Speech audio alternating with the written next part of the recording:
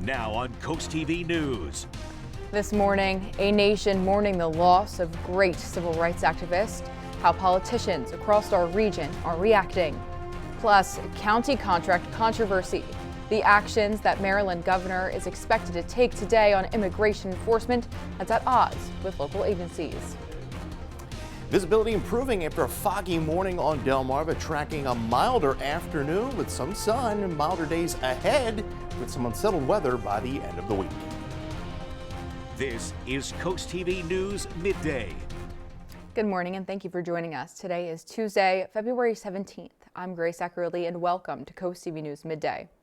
Our top story this morning is a sad one. NBC News has confirmed that civil rights leader Jesse Jackson has died at the age of 84. Jackson was born in Greenville, South Carolina, and rose to leadership during the civil rights era.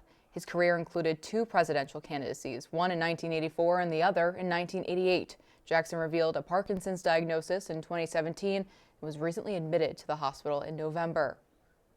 And in response this morning, Governor Matt Meyer ordering all flags at Delaware state buildings and facilities to be flown at half-staff. Meyer says this is to honor the late civil rights activist Jesse Jackson, as well as former state senator George Buntington and House Majority Whip John Viola.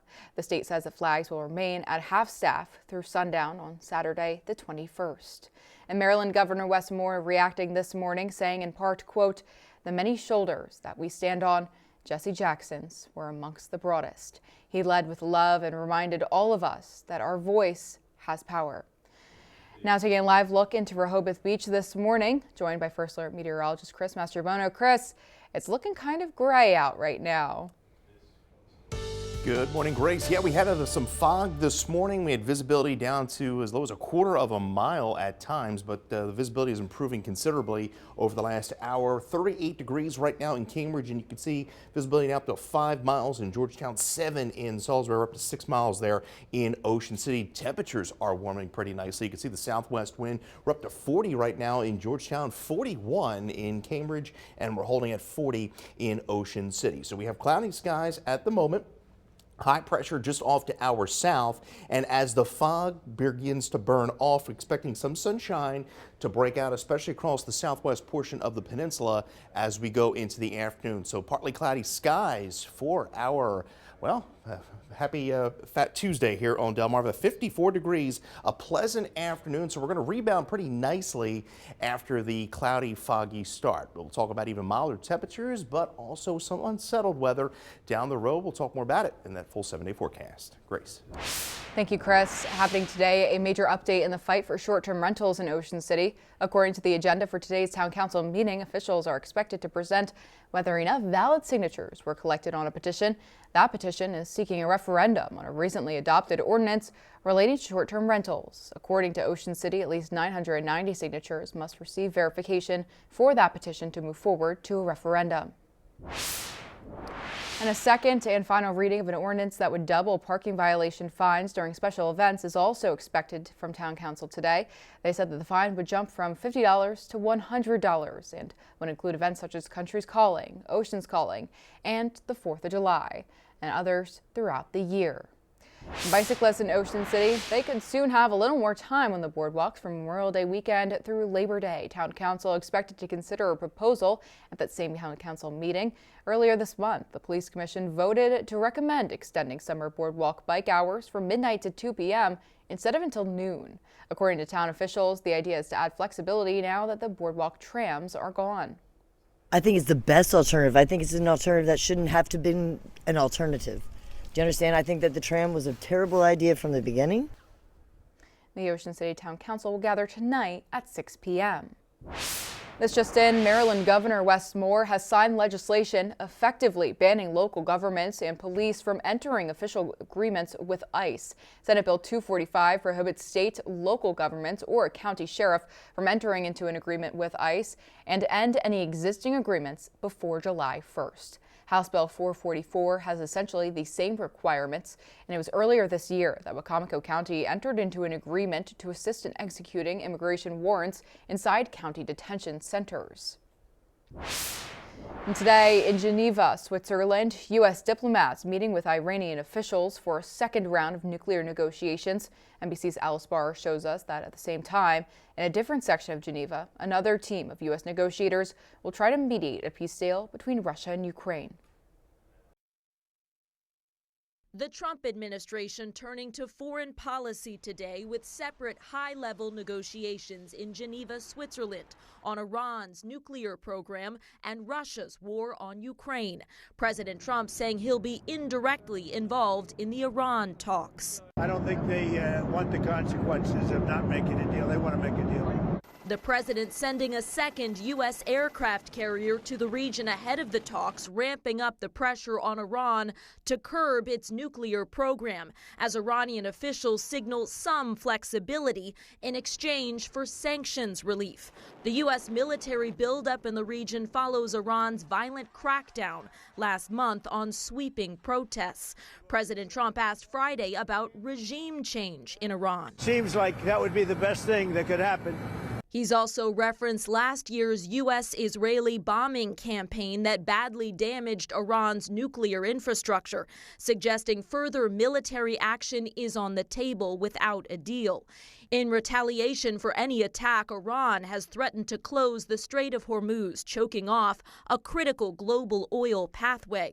All as top Trump envoys tackle a separate challenge today, mediating negotiations between Russia and Ukraine.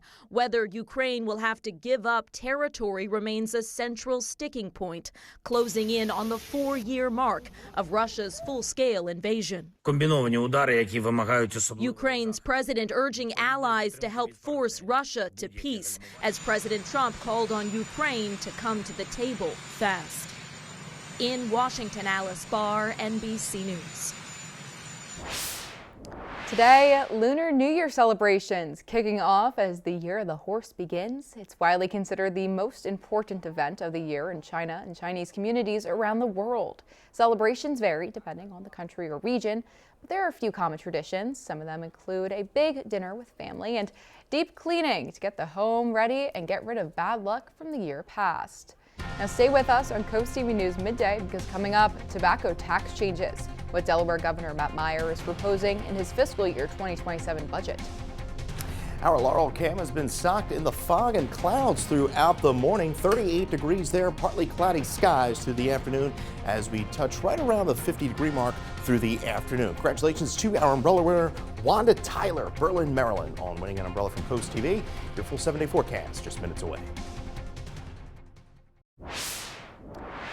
Tobacco prices in Delaware could soon see a spike under Governor Matt Meyer's proposed fiscal year 2027 budget.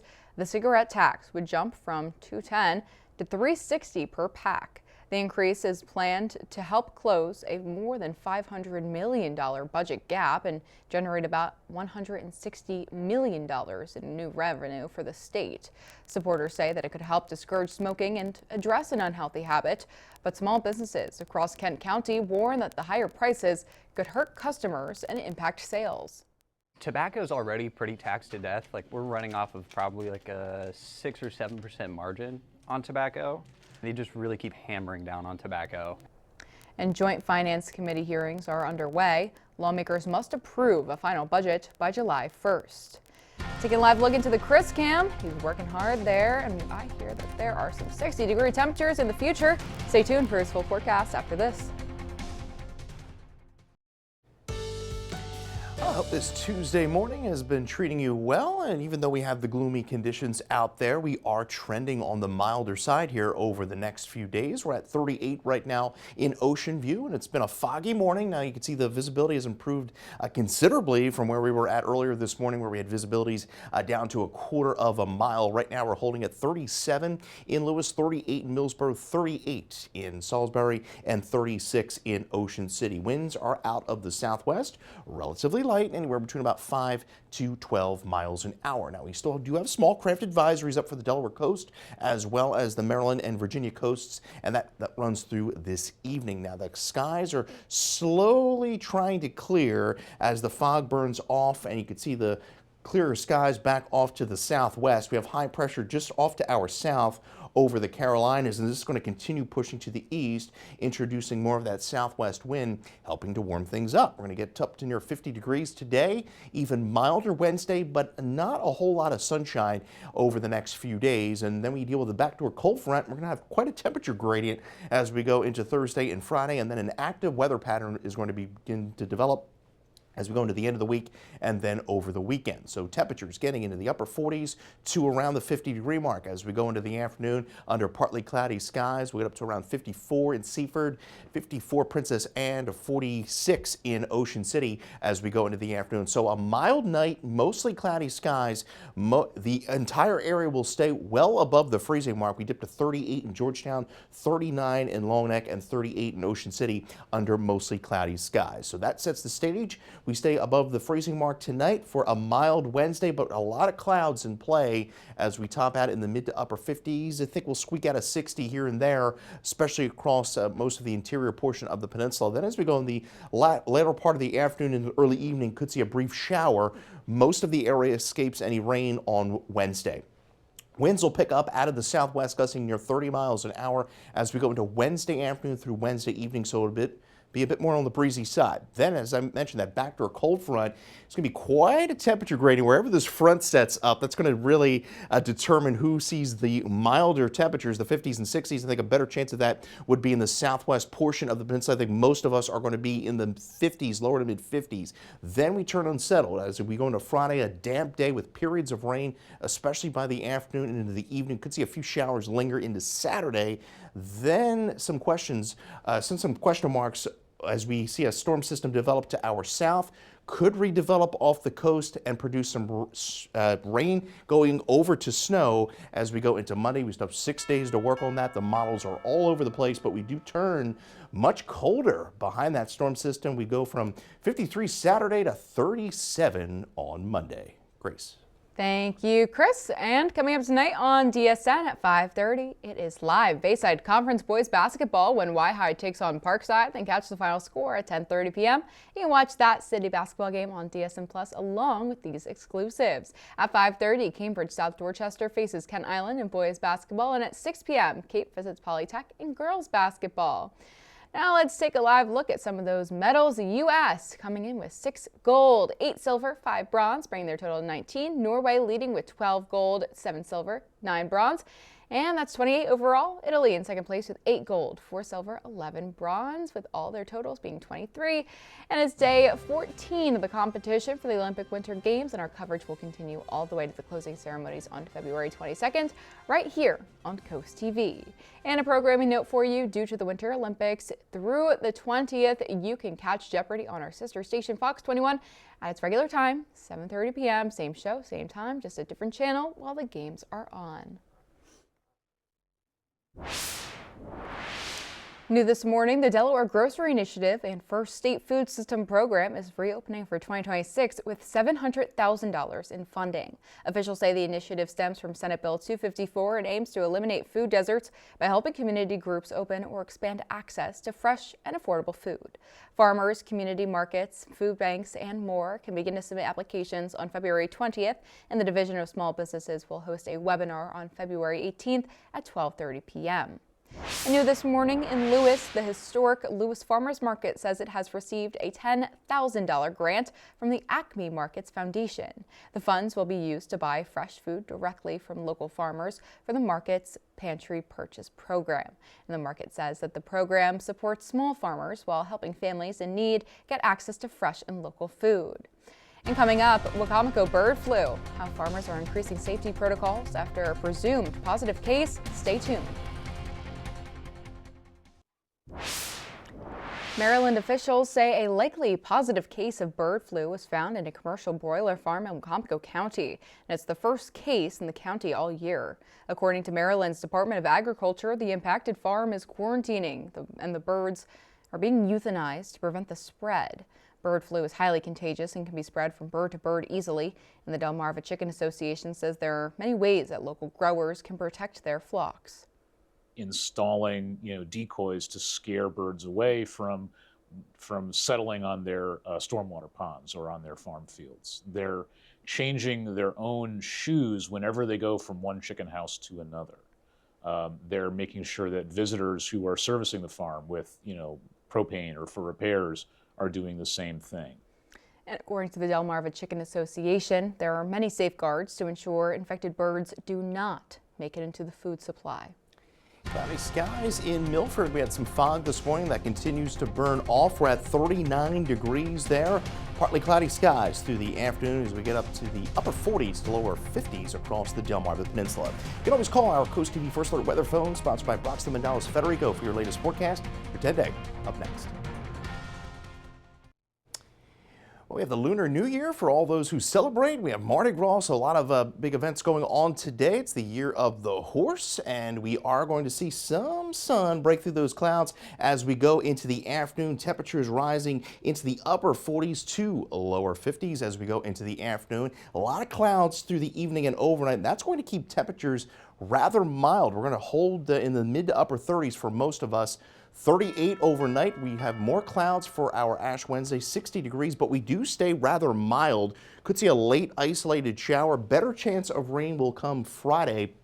It will be a rather damp day with periods of rain, especially by the afternoon and evening. A lot of clouds into Saturday, and then watching another storm system as we go into Sunday and to Monday. That one could be a little bit more tricky. We could go from rain to potentially some snow into early Monday. We'll continue to fine-tune the forecast through the week. Grace. Chris, that roller coaster forecast had some people mad today. Well, thank you for that, and thank you for joining us for Coast TV News Midday. If you like more local news or weather, you can download our Coast TV News app, and don't forget to join us back here for Coast TV News at 5 later this afternoon. Until then, have a great Tuesday.